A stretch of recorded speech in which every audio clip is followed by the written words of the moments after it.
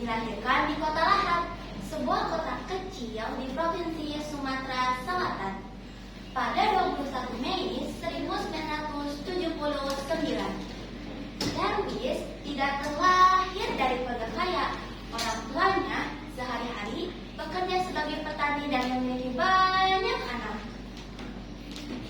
Masa kecil ia habiskan di kampung halamannya. Terelie mulai bersekolah di Sekolah Dasar Negeri 2 Kikim Timur. Lalu ia pergi ke SMP Negeri 2 Kikim dan kemudian ia meninggalkan kampung halamannya untuk pergi ke SMA Negeri 9 Bandar Lampung. Kehidupannya di Bandar Lampung telah membuat sosok seorang Terelie menjadi seorang yang akan haus tentang ilmu. Selanjutnya, dia memutuskan untuk melanjutkan pendidikannya ke jenjang yang lebih tinggi, yaitu masuk ke Universitas Indonesia. Pada akhirnya, Terelie secara resmi diterima sebagai mahasiswa baru di Universitas Indonesia. Sebagai seorang penulis novel yang erat dengan program studi sastra, ternyata tak banyak orang yang mengetahui bahwa Terelie merupakan mahasiswa dari jurusan akuntansi.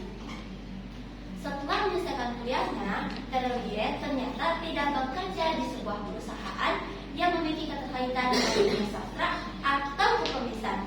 Ia awalnya bekerja sebagai seorang akuntan di sebuah perusahaan.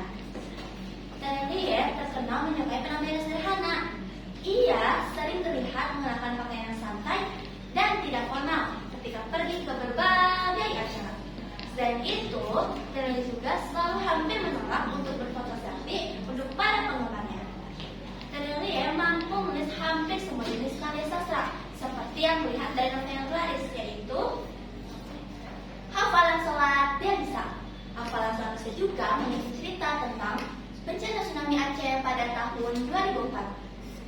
Dalam karya yang menjadi salah satu buku bestseller tersebut, ia mampu menciptakan cerita yang dapat dipastikan membuat para pembaca itu menangis dan terharu.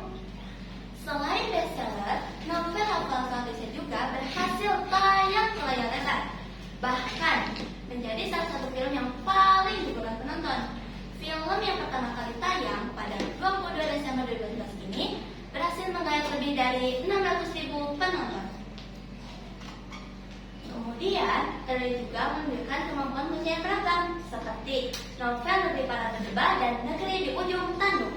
Kedua novel tersebut termasuk ke dalam genre novel action. Terelie juga ternyata memiliki pemikiran kritis. Pemikiran itu juga dapat dilihat dari cerita yang dibuat, yaitu tentang pendidikan politik untuk para pembaca. Selain itu, dalam beberapa kesempatan, Terelie juga menggunakan akun media sosial untuk menyampaikan pendapat kritik yang dibuat oleh kebijakan pemerintah. Hingga kini, Terelie terus berkarya dan menginspirasi jutaan pembaca di Indonesia. Kisahnya membuktikan bahwa dengan kegigihan dan semangat dan penampalan, keinginan dari penulis novel besar bisa terwujud. Sekian dari cerita yang saya sampaikan.